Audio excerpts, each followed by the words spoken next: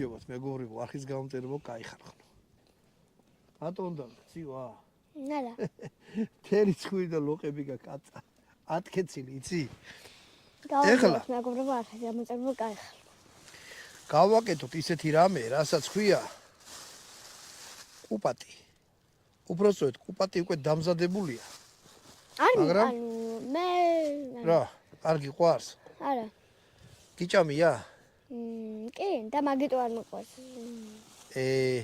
და მარა გავსინჯო მაინც.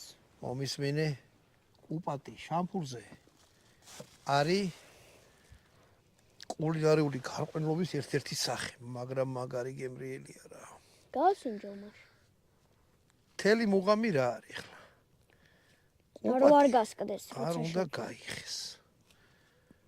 რაღაც ისეთი მე გავსინჯო მაშ. კუპატი არის ბევრნაირი.